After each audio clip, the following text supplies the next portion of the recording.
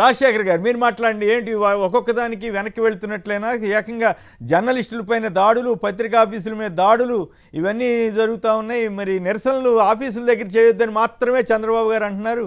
తల్లికి వందనం జీవో కథ ఇవన్నీ చూస్తూ ఉంటే మీకేమనిపిస్తూ ఉంది? Good morning sir. నమస్కారం. రామ్నాథ్ గారు కూడా నమస్కారాలు. సాక్షి టీవీ ప్రేక్షకులకి సార్, ఇప్పుడు ఓవరాల్ గా మాట చెప్పాలంటే చంద్రబాబు నాయుడు గారికి క్లారిటీ ఉంది సార్, ప్రజలకే క్లారిటీ లేదు. ఎందుకంటే 14 ఎన్నికల్లో 650 హామీలు ఇచ్చారు, నెరవేర్చకుంటే దిగిపోయారు. ఆ తర్వాత ఆ రోజు కూడా ఇదే బీజేపీ కానివ్వండి, తెలుగుదేశం కానివ్వండి, జనసేన కానివ్వండి కలిసి పోటీ చేసినాయి. సో అక్కడ ఒక క్లారిటీ ఉంది. ప్రజలు ఒక కన్ఫ్యూజన్ కి గురయ్యారు. ప్రజలు మళ్ళీ మరి ఈ 24 ఎన్నికల్లో కూడా ప్రజలు తెలిసి కూడా మరి ఆ ప్రభుత్వాన్ని అధికారంలోకి తీసుకొచ్చారంటే, కాబట్టి ప్రజలకి క్లారిటీ ఉండవలసిన అవసరం ఉంది. ఆ క్లారిటీ ఇప్పుడు క్లియర్ గా వస్తే అవకాశం ఉంది. ఇప్పుడు రెండోసారి మోసపోతున్నాం అనేటువంటి విషయాన్ని తెలుసుకోవడం కూడా మంచిదే ఒక రకంగా చెప్పాలంటే. ఎందుకంటే ఇప్పుడు ఇది ఉంది తల్లికి వందనం అనేది.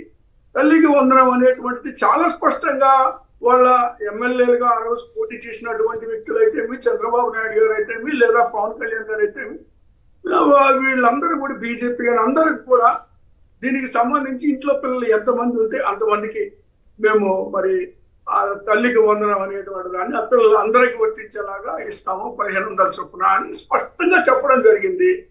అంటే మేము ఇప్పుడు ఆ లెక్కను చూసుకుంటే మరి దాదాపు మరి గతం మేము వైఎస్ఆర్ కాంగ్రెస్ పార్టీ అధికారంలో ఉన్న సమయంలో మరి గవర్నమెంట్ స్కూల్లోనే దగ్గర 78 లక్షల మందికి ఇచ్చినటువంటి పరిస్థితులు ఉన్నాయి.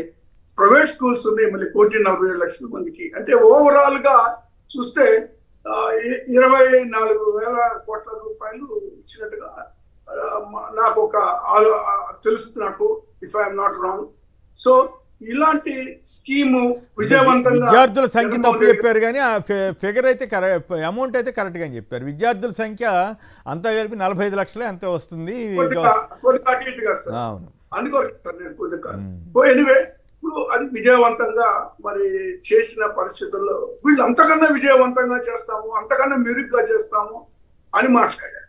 అంటే ఈ మద్యం మీద ఉన్నటువంటి శ్రద్ధ విద్య మీద లేకపోవడం అనేటువంటిది దురదృష్టకరమైన. మద్యానికి మేము నాణ్యమైన మద్యం ఇస్తాం, తక్కువ ధరలకు ఇస్తాము, ఇలాంటివి కూడా మరి ప్రజల్ని నమ్మబలికే ప్రయత్నం చేశారు. అంటే ఇక్కడ చూస్తే తల్లికి వందనం, తండ్రికి ఇంధనం ఇదే కనబడతా ఉంది వాళ్ళ యొక్క విధానం చూస్తూ ఉంటే.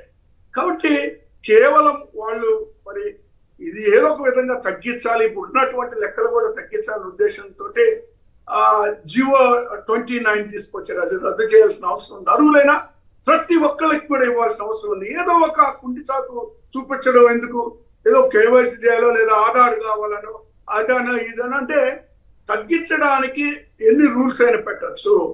ఆ రూల్స్ పెట్టి ఏదో ఒక విధంగా కుంటి సాకులతోటి మరి వాళ్ళకి అందవలసినటువంటి డబ్బుల్ని అందకుండా తగ్గించుకునేటువంటి ప్రయత్నం చేస్తా ఉన్నారు వాళ్ళు. ఇది సరైనటువంటి పద్ధతి కాదు ఇది. తర్వాత మేనిఫెస్టోకి సంబంధించి చాలా స్పష్టంగా చెప్పడం జరిగిందండి. అందుకే బీజేపీ చూడండి చాలా తెలివిగా మేనిఫెస్టోని కూడా ముట్టుకోకుండా, ఎందుకంటే వాళ్ళకు ఒక ఐడియా ఉంది, వీళ్ళు గతంలో ఇచ్చిన 650 నెరవేర్చలేదు, మళ్ళీ మా మీద ఎక్కడ పడుతుంది వాళ్ళని చెప్పేసి మేనిఫెస్టోని తాకటానికి కూడా వాళ్ళు ఇష్టపడినటువంటి పరిస్థితులు లేదు, తాకలేదు కూడా. లిటరల్ గా టీవీ ఛానల్లో లైవ్ వస్తున్నా కూడా కనీసం ముట్టుకోలేదు మేనిఫెస్టో బీజేపీ నాయకులు. కాబట్టి అవి నెరవేర్చలేరు అనేటువంటిది బీజేపీ కూడా ఒక స్పష్టమైనటువంటి ఆలోచన సంకేతం ఉంది. తర్వాత మీడియా మీద దాడులు చేయడం అనేటువంటిది చూస్తే అది మరి ఏ విధంగా పోతుందంటే ఇందాక మిత్రులు చెప్పినట్టు ఇక తర్వాత ఇప్పుడు ఆఫీసుల మీద దాడులైనవి, వ్యక్తుల మీద దాడులైనవి, వ్యక్తుల ఆస్తుల మీద దాడులైనవి, ఇంకా చేయవలసింది మీడియా మీద అయిపోయింది. నెక్స్ట్ ఒక న్యాయ వ్యవస్థ మీదే, అంటే ఈ హైకోర్టుల మీద సుప్రీం కోర్టుల మీద కూడా రాళ్ళు వేసే పరిస్థితి దిగజారిపోతుంది పరిస్థితులు చూస్తూ ఉంటే. ఇప్పుడు ఇంత దారుణమైన పరిస్థితులు మరి చూస్తా ఉన్నారు ఆంధ్రప్రదేశ్ ప్రజలు. వీళ్ళు చేసేటువంటి అరాచకాలు. ఇది సరైనటువంటి పద్ధతి కాదు. వీటన్నిటిని కూడా ఇచ్చినటువంటి హామీలు నెరవేర్చకుండా డైవర్ట్ చేసే డైవర్షన్ పాలిటిక్స్ లాగానే దీన్ని భావించాల్సిన పరిస్థితులు ఉన్నాయి. ఎందుకంటే వీళ్ళు ఇచ్చిన హామీలు ఉన్న ఆర్థిక పరిస్థితిని బట్టి కానీ, లేదా మనం ఏ మేరకు ఖర్చు పెట్టగలము, ఏ మేరకు ఎంతమందికి మనం చేయగలము, ఏ స్కీమ్ చేయగలము అనేటువంటిది ఒక లెక్క పత్రం లేకుండా అడ్డమైనటన్నిటికి కూడా హామీలు ఇచ్చి ఇష్టారాజ్యంగా మరి ఏదో ఒక విధంగా అడ్డదారులకైనా ముందు అధికారంలోకి వస్తే తర్వాత చూసుకుందాం అనేటువంటి ఉద్దేశంతో. కానీ వైఎస్ఆర్ కాంగ్రెస్ పార్టీ ఆ ఆలోచన చేయాల. ఏదైతే చేయగలుగుతుందో అదే చెప్తుంది, ఏదైతే చెప్పుతో అదే చేస్తా తప్పితే ఈ విధంగా హామీలు ఇచ్చి ఏదో విధంగా అధికారంలోకి రావాలనేటువంటి ఆలోచన వైఎస్ఆర్ కాంగ్రెస్ పార్టీ చేస్తుంటే ఖచ్చితంగా మళ్ళీ అధికారంలోకి మళ్ళీ వచ్చేదే. ఇలాంటి తప్పుడు వాగ్దానాలు చేసేటువంటి ఆలోచన లేదు. కానీ మేము ఇప్పుడు ఒకటే కోరుతా ఉన్నాం, ఇప్పుడు ఎవరు తెలివైన వాళ్ళు అవుతారు రాజశేఖర్ గారు? ఇప్పుడు ఎవరు తెలివైన వాళ్ళు అవుతారు, చంద్రబాబు గారా మీరా?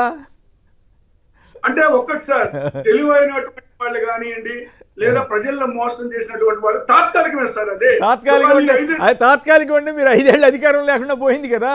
ఖచ్చితంగా పర్లేదు సార్, రాబోయే రోజుల్లో మళ్ళీ అధికారంలోకి వస్తాము. ఈసారి మేము 20 సంవత్సరాలు ఉండొచ్చు, 30 సంవత్సరాలు ఉండొచ్చు, దాందే ఉందండి. ఇప్పుడు మేము వాస్తవాలు తెలుసుకున్నాక ఇంకా మళ్ళీ మోసపోరు కదా సార్.